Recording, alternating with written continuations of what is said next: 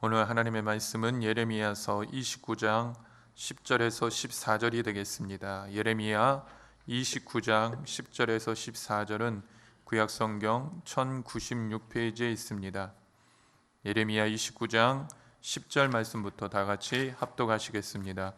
야훼께서 이와 같이 말씀하시니라. 바벨론에서 70년이 차면 내가 너희를 돌보고 나의 선한 말을 너희에게 성취하여 너희를 이곳으로 돌아오게 하리라. 야훼의 말씀이니라. 너희를 향한 나의 생각을 내가 아나니 평안이요 재앙이 아니니라. 너희에게 미래와 희망을 주는 것이니라. 너희가 내게 부르짖으며 내게 와서 기도하면 내가 너희들의 기도를 들을 것이요 너희가 온 마음으로 나를 구하면 나를 찾을 것이요 나를 만나리라. 이것은 야훼의 말씀이니라.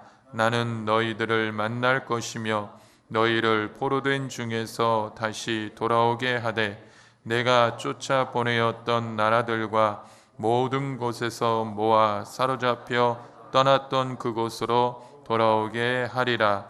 이것은 야훼의 말씀이니라. 아멘. 성령의 권능으로 일어나 빛을 발합시다. 아멘. 할렐루야. 이 코로나 사태를 통해 가지고 이 일상이 이렇게 소중한 것을 우리가 이제서 깨닫는 것 같아요.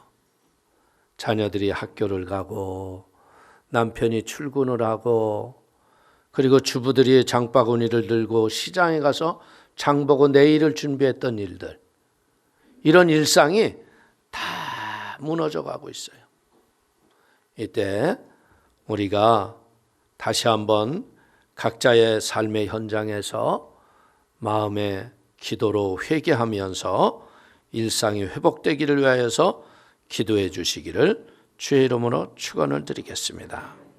오늘 우리 예레미야서 29장 10절에서 14절의 말씀을 가지고 기도로 희망을 선포하라 라는 제목으로 은혜를 나누기를 원합니다. 지금 온 세상이 불안과 초조, 두려움에 빠졌죠. 이런 인간의 연약함을 보면서 우리가 세상의 그 어떤 것도 의지할 수 없는 이런 절박한 상황에서 우리가 깨닫는 것은 뭐예요? 진정으로 우리가 두려워할 하나님께 우리가 돌아가야 한다는 거예요. 그 세균 하나 때문에 사람들이 두려움에 빠진 것을 보면 참 인생이라는 건 아무것도 아닌 것에 요동치고 불안해하는구나. 그렇기 때문에 우리는 나를 지으시고 나를 창조하신 하나님께 돌아가는 것이 복인 걸 깨닫기를 축원을 드리겠습니다. 이 1970년도에 영국 런던에서요, 이 그림 두 점이 도난을 당했는데 그것이 40년이 지난 뒤에 어디에서 발견이 됐냐면요, 이태리 시실리 섬에 피아트 공장의 노동자의 집에 거실에 걸려 있다는 거예요. 여러분들, 이 그림이 누구의 것이냐면 고갱의 것이거든요. 이 고갱의 그림은 뭐라 그러냐면 테이블 위에 과일 또는 강아지의 모습이라고 하는 이 고갱의 그림은 1889년도 고갱이 그렸어요. 근데 이 그림은 값으로 치면요, 유로로는 1천만 유로에서 3천만 유로. 근데 이렇게 하면 우리는 가격을 잘 모르잖아요. 한국 돈으로 하면 145억에서 440억이 가는 그림이에요. 근데 이 그림이 이 피아트 회사에 다니는, 이 자동차 회사에 다니는 이 사람이 어떻게 샀냐면 그냥 1975년도 기차 분실민을 경매를 할 적에 23유로 주고 샀어요. 한국 돈으로 33,000원에 낙찰을 받아가지고 이 사람이 은퇴를 하고 시실리 섬에 자기 집 주방에다가 거실에다가 다 걸어놓은 거예요. 그런데 이 그림을 자꾸 보던 아들이 아무래도 자기가 보니까 이 그림이 고갱에 그렸던 그 그림하고 너무나 비슷한 거예요. 그래가지고 이 사람이 경찰서에다 신고를 한 거예요. 신고를 했더니 이제 난리가 난 거예요. 이게 싸구려 그림이 아니고 몇백억이 가는 그림이 있으니까 이제 그냥 여러분들 이것이 뭐냐면 그 사람이 아무리 정확하게 낙찰을 받았다 했을지라도요 도난당한 물품이기 때문에 소유권에 대해서 법원에서 문제가 생긴 거예요. 근데 이 그림이 어떻게 된 거냐면요, 이 런던 레전트 파크의 한 집에 이 그림이 이 사람이 수집가라서 그림을 갖다 그려놨거든요. 근데 도난경보 기술자라고 위장했던 3명의 도둑놈들이 들어가가지고 가정부에게 커피 한 잔을 끓여달라고 한 거예요. 그래서 커피를 끓이러 간 사이에 다른 그림으로 바꿔 걸어놓으니까 뭐 알게 뭐예요. 그래가지고 이 사람들이 그림을 가지고 도둑질을 한 다음에 파리와 이탈리아 토르노를 연결하는 열차를 탄 거야. 이제 가가지고서 이제 팔아먹으려고 그랬는데 문제가 뭐예요? 검표하는 사람들이 표를 검사하는데 얘네들 마음에 도둑이 재발이 저린다고 우리 잡으러 왔구나. 그래가지고 그림 2점을 놓고 슬쩍 도망간 거예요. 그러니까 여기에 도착했지만 자기 그림이 아니니까 사람들이 그걸 물건을 놓고 가잖아요. 그러니까 이태리 철도청에서는 그 그림을 가지고 5년이 지난 거예요. 5년이 지나면 경매를 해도 돼요. 사람이 찾으러 안 오니까. 그래서 경매를 통해서 23유로 33,000원에 파는 거예요. 근데 이게 몇백억이 되는 그림인 줄 누가 알았어요? 오늘 여기서 우리가 발견해야 될 중요한 사실은 뭐예요? 그걸 누가 갖고 있느냐, 소장했느냐, 그것보다 더 중요한 것이 뭐예요? 그 그림을 그린 사람이 누구냐? 에? 이게 만약에 동네 아저씨들이 그렸던 그림이면 이런 문제가 일어나지 않죠. 근데 누구? 세계적인 화가 고갱이 그렸다는 거예요. 그러니까 그게 몇백억이 되고 가치가 엄청나지는 거예요. 근데 오늘 우리 사랑하는 성도님들, 나를 지으시고 창조하신 분이 누구예요? 에? 하나님이에요. 하나님이 여러분들을 어떻게 창조하셨어요? 하나님의 형상과 모습을 따라 우리를 지으셨어요. 그리고 그분이 우리에게 무엇을 주셨어요? 우리에게 하늘과 땅의 모든 것을 다스릴 권세를 우리에게 주신 거예요. 오늘 이것을 우리가 어디를 통해서 발견을 하는 거예요? 성경 말씀을 통해서 내가 하나님의 형상과 모습으로 지어진 자라는 것을 깨닫는 거죠. 근데 너무나 많은 사람들이 나를 지으신 목적을 잊어버리고 어떻게 살아가요? 나의 유익과 내 인생의 필요만을 따라서 살아가는 존재가 됐다는 거예요. 그러다 보니까 어떻게 해요? 서로 시기하고 질투하고 사랑하기보다는 모함하고 거짓과 술수로 서로 죽이는 고통 속에서 살아가는 이유가 뭘까요? 그 이유는 뭐예요? 하나님이 내 아버지인 것을 잃어버리고 거짓된 사단에게 속아서 산다는 거예요. 사단이 와서 뭐라 그랬어요? 선악을 알게 하는 나무의 열매를 먹는 날에는 내 눈이 밝아져서 하나님처럼 된다. 근데 하나님처럼 됐어요? 마귀에게 종이 됐어요? 마귀의 종이 돼가지고요, 정욕과 죄악에 내 멋대로 인생을 살아가는 그릇된 존재로 타락했다는 거예요. 이 불확실한 시대에 여러분들 내 인생을 확실하고도 분명하고도 정확하게 살아갈 수 있는 지침이 뭘까요? 그것은 바로 하나님의 말씀인 걸 믿기를 축원을 드립니다. 그렇기 때문에 우리는 인생을 살면서 고난과 위기와 어려움과 징계가 올 적에 우리의 자세는 어떻게 돼요? 이 징계 속에 숨겨진 하나님의 뜻을 발견하고 묵묵히 참고 인내하며 고난 중에 회개하는 것이 우리의 믿음의 자세인 걸 믿기를 축원을 드립니다. 고난 중에 하나님의 뜻을 묻고요, 자신의 허물과 연약함을 정직하게 인정하고 변화를 받는 하나님의 은혜가 여러분의 삶 속에 있기를 축원을 드립니다. 성도는요, 예수 믿고 구원을 받고 은혜를 받으면 끝없이 우리가 살아가는 본향, 우리가 살아갈 곳이 뭐예요? 바라볼 것이 천국 본향인 거예요. 그런데 우리는 어떻게 해야 돼요? 자꾸 거짓되고 헛된 것에 자꾸 속삭임에 넘어간다는 거예요.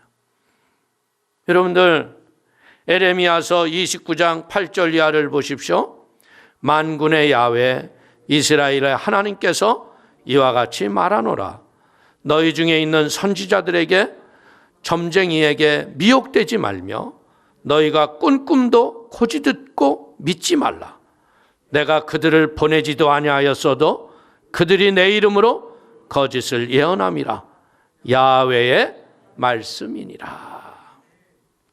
오늘 에레미야가 그렇게 이스라엘이 우상 숭배를 하고 그릇되고 정욕과 탐욕으로 살면 너희 나라가 망할 것이라고 얘기를 하죠.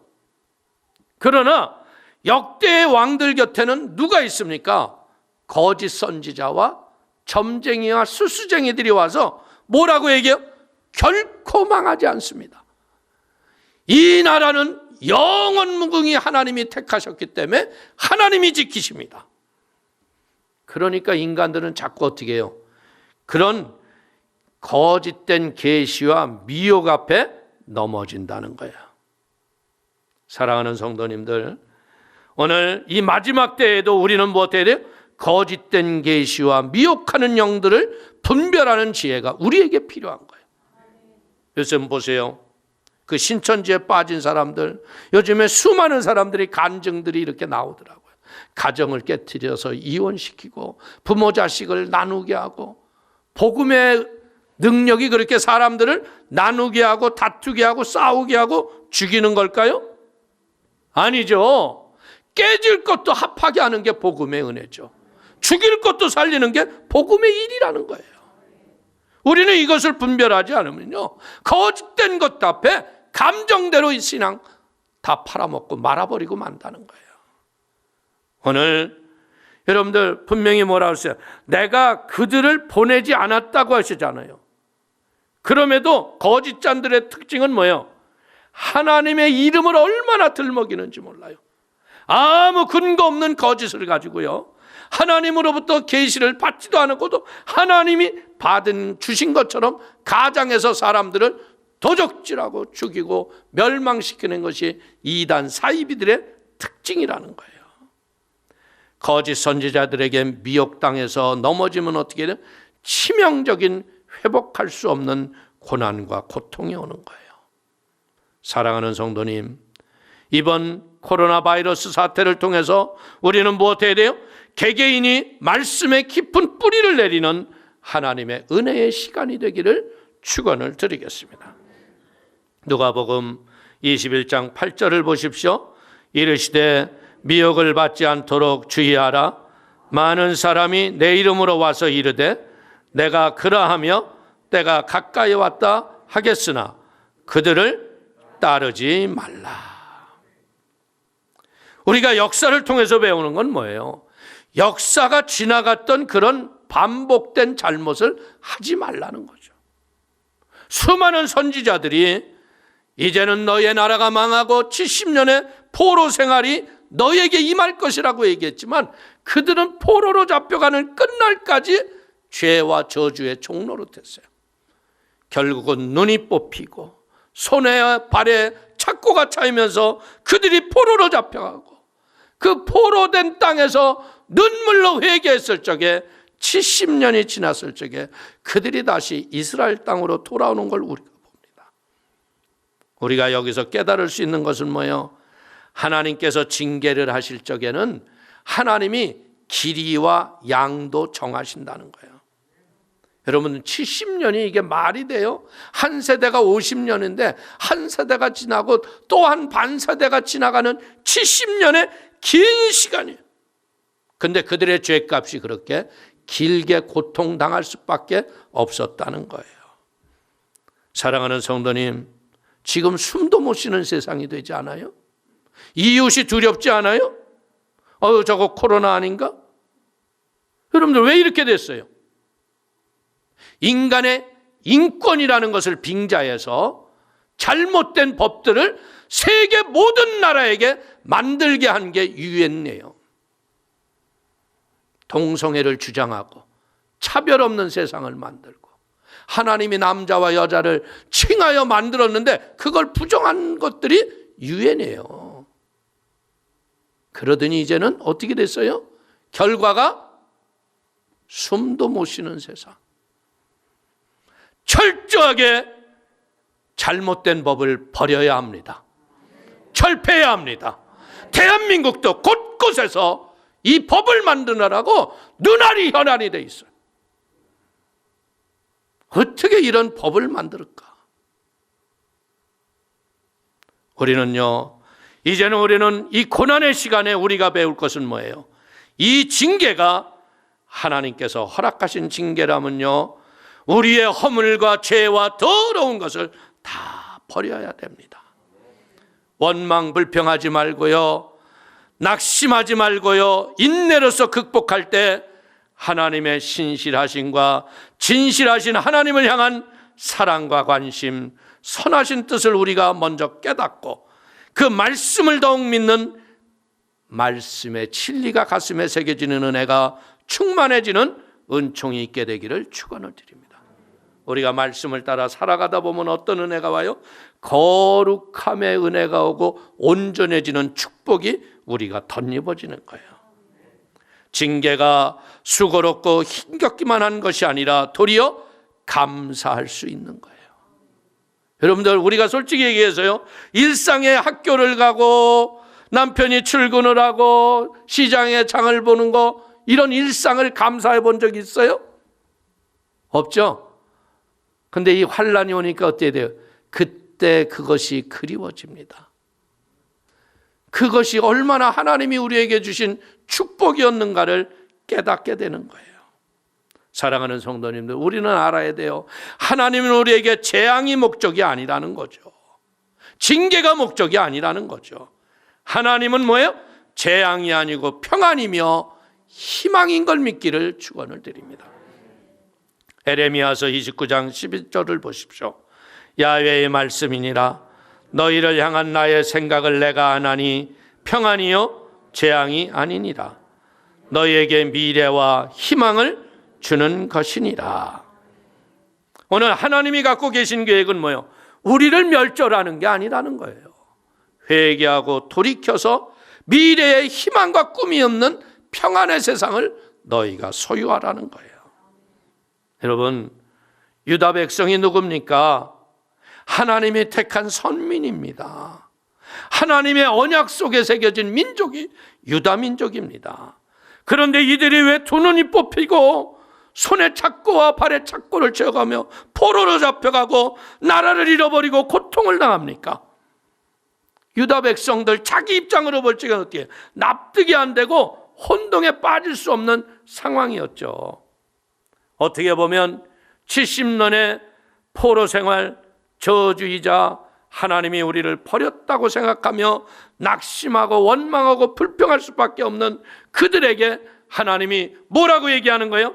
너희들의 재앙은 이건 내 본심이 아니라는 거예요. 평안이라는 거예요. 희망의 미래를 누리라고 하나님이 우리에게 말씀하는 걸 믿기를 축원을 드립니다.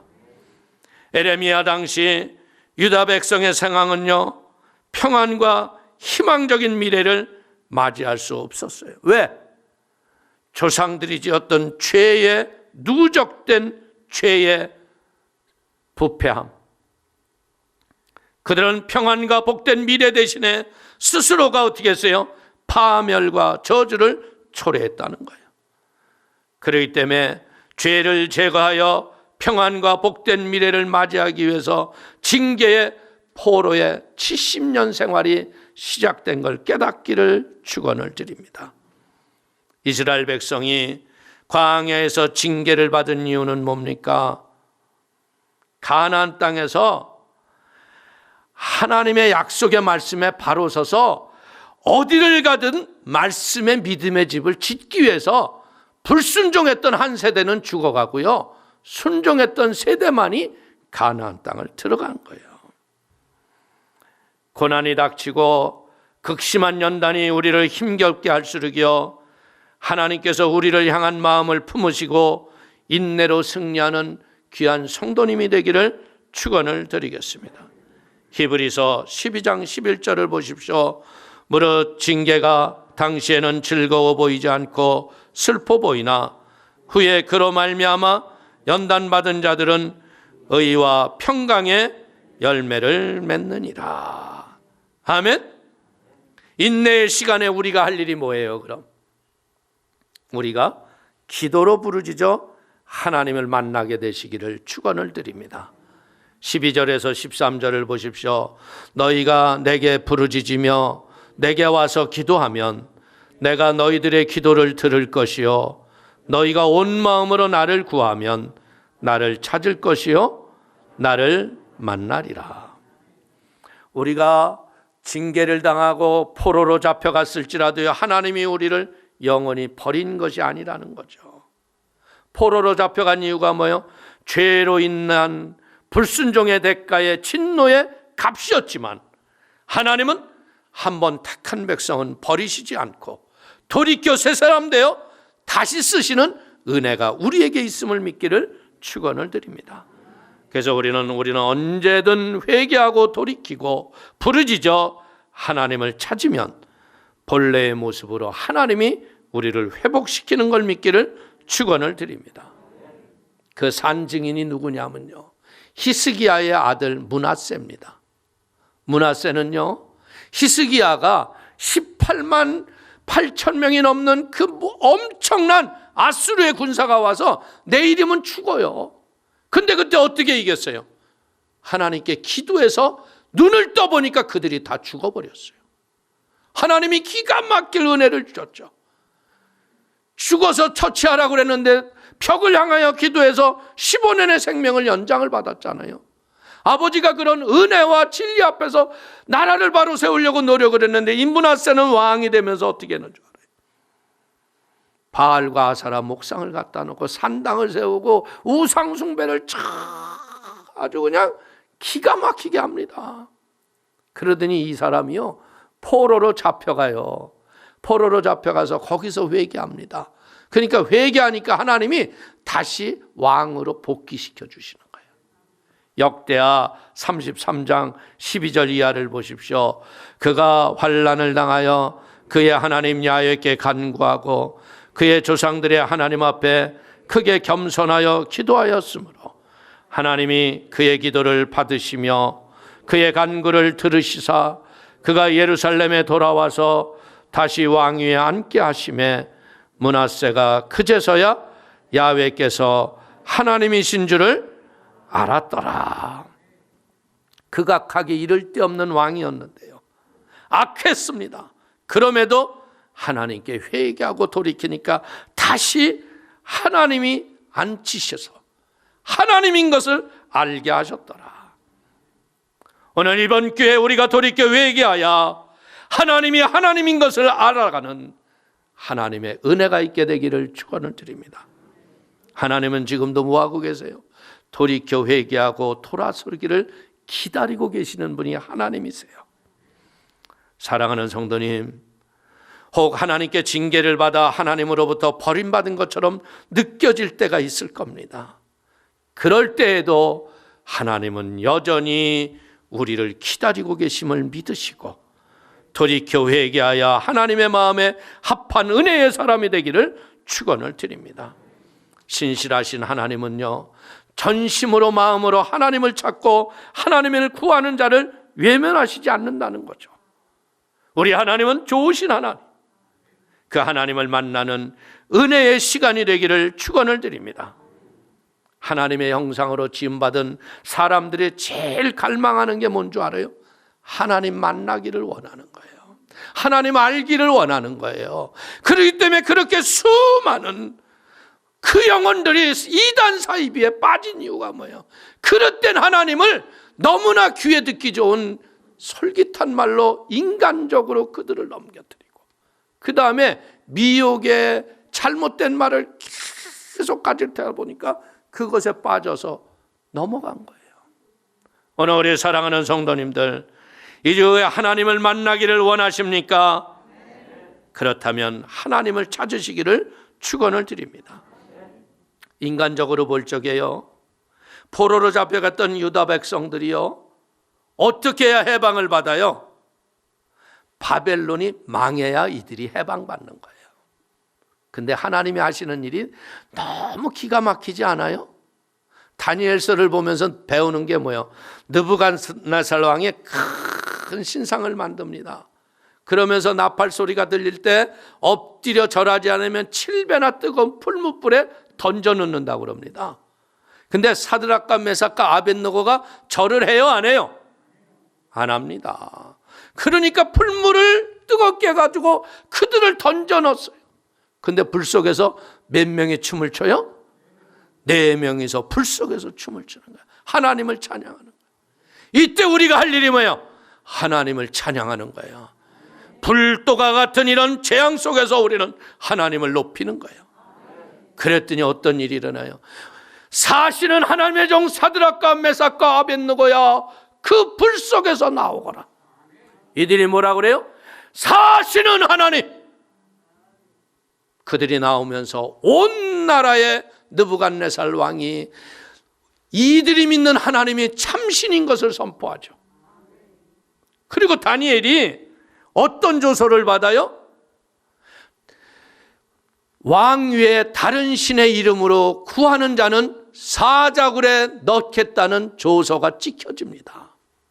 그럼에도 불구하고 다니엘은 하루에 3번씩 예루살렘의 열린 창을 향하여 감사하며 기도합니다. 그것 때문에 다니엘은 조서의 결과 때문에 사자굴에 들어갑니다. 근데 사자굴에 들어갔는데 다리오 왕이 뭐 했다고 그랬는 줄 알아요? 다리오 왕이 그 사자굴에 다니엘을 넣고 밤새 금식을 해요. 밤새 금식을 하고 그 무덤의 앞에서 뭐라고 그러는 줄 알아요? 사시는 하나님의 종 다니엘아, 내 하나님이 너를 살리시기에 능하셨느냐.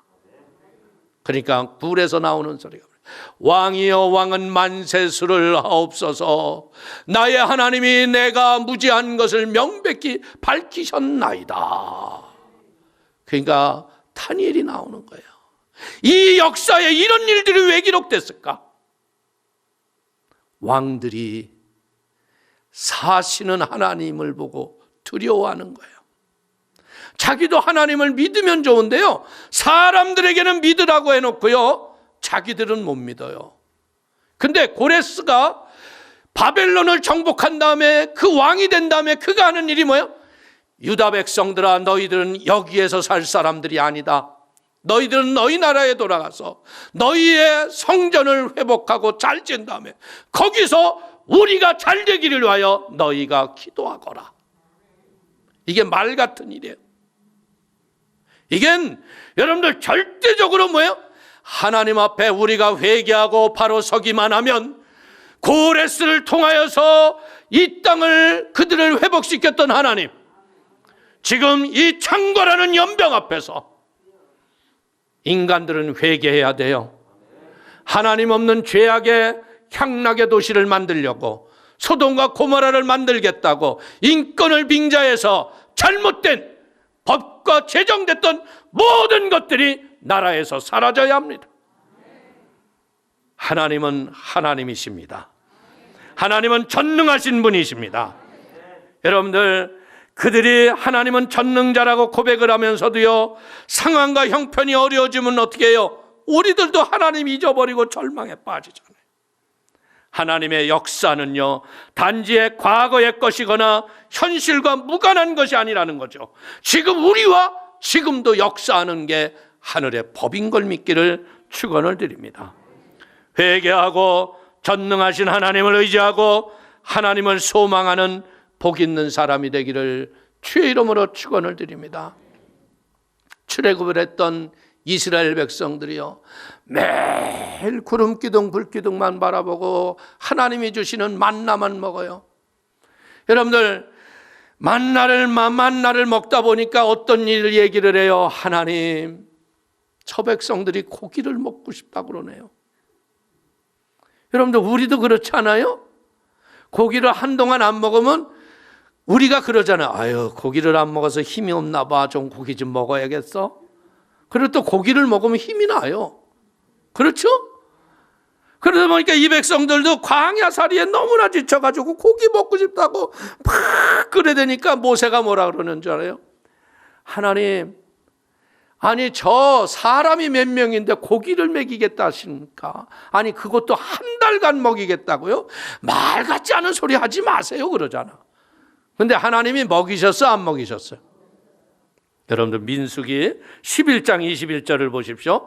모세가 이르되 나와 함께 있는 이 백성의 보행자가 60만 명이 온대 주의 말씀이 한 달 동안 고기를 주어 먹게 하겠다 하시오니 그들을 위하여 양떼와 소떼를 잡은들 족하오며 바다의 모든 고기를 모은들 족하오리까? 야훼께서 모세에게 이르시되 야의 손이 짧으냐? 내가 이제 내 말이 내게 응하는 여부를 보리라. 먹이셨어요 안 먹이셨어요? 어떻게 먹이셨다고 써 있어요? 이에서 노린내가 나도록 먹여요. 우리 하나님은 전능하신 하나님. 우리는 환난과 고난 때문에 하나님을 원망할 게 아니라 환난과 고난이 오게 한 우리의 죄를 회개해야 돼. 이것은 뭐예요? 그 때문이 아니라 우리 때문인 거야. 우리가 복음을 전하지 못했기 때문에 그릇된 인본주의와 그릇된 포스트 모더니즘의 더러운 종교다원주의가 세상을 죄악으로 물들게 한 거 우리의 죄인 거야. 그래서 이제는 우리가 할 일이 뭐예요? 두려워하고 믿기만 하고 우리가 할 일은 전도하는 일밖에 없다는 거예요.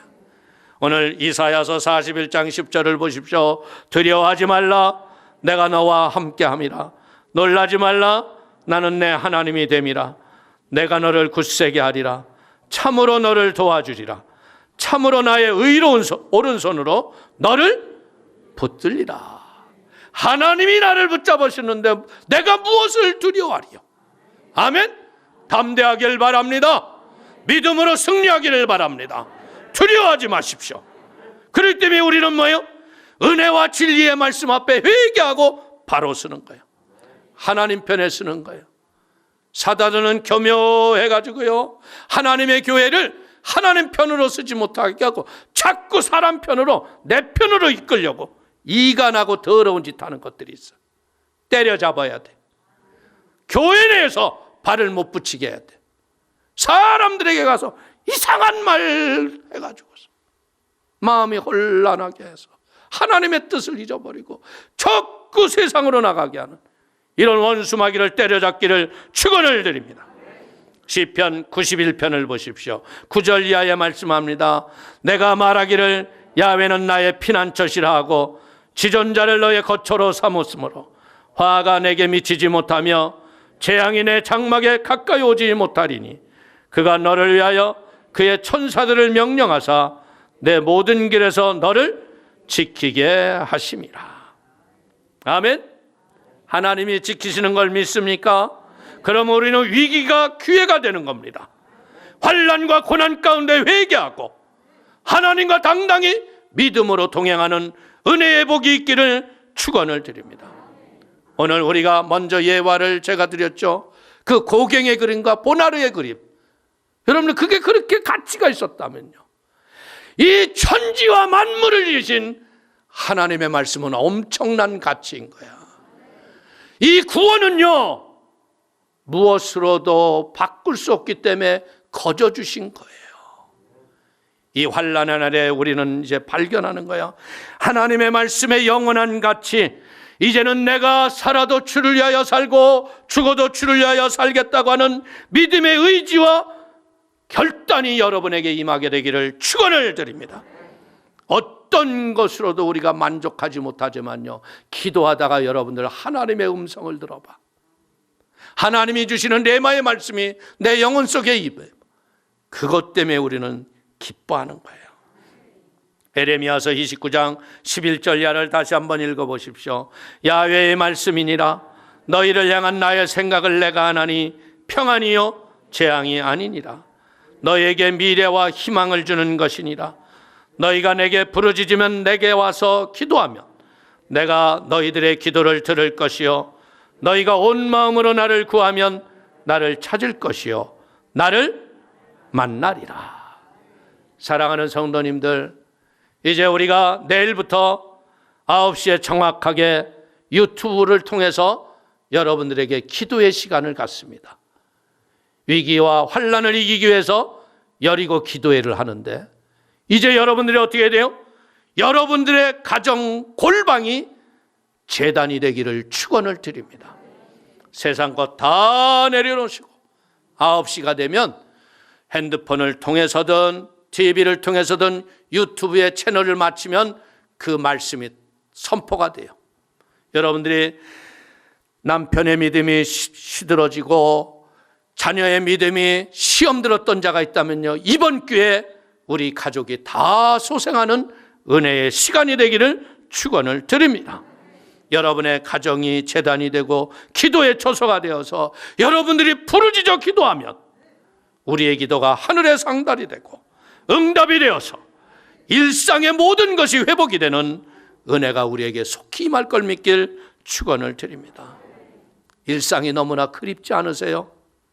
자녀가 학교를 가고 남편이 직장을 가고 편하게 장에 가서 시장 봤던 그날, 내일을 준비했던 일상의 모습이 너무나 그립습니다. 우리가 그 일상을 감사치 못했던 것 회개하고 잘못된 모든 것에 우리가 영혼을 더 소중히 보는 믿음의 가치를 가지고 전도하여 이 세상을 살맛나는 세상, 일상이 감사해지는 삶의 거룩한 터전이 회복이 되는 은혜와 축복이 여러분의 삶 가운데 가득해지시기를 축원을 드리겠습니다. 축원을 드립니다. 기도하겠습니다. 하나님 아버지, 크신 은혜와 하나님의 사랑을 기뻐하고 감사합니다. 아버지, 믿음으로 예배하고 하나님을 찬양합니다. 성령님, 기름 부어주시고 하늘의 은혜와 진리와 능력으로 충만을 더하여 주옵소서.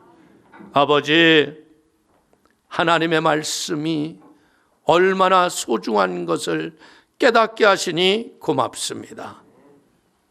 금으로도 은으로도 살 수 없는 이 구원을 우리에게 거저 주셨건만 우리는 감사치 못한 것을 용서하여 주시고, 이제 오늘부터 진정한 감사가 저들의 가정에 아버지 하나님 골방에서 기도 소리로 울려나게 하여 주시고 하나님의 은혜로 승리하는 축복이 가득하도록 붙잡아 주옵소서. 예수님 홀로 영광을 받으시고 이 연병의 더러운 것이 속히 사라지게 하시고 다시 오실 예수님 앞에 우리가 믿음으로 승리하며 주 앞에 주의 편에 바로 서서 하나님을 기쁘시게 하는 믿음의 삶 살아가게 하여 주옵소서. 예수님의 이름으로 축복하기도 올려옵나이다. 아멘.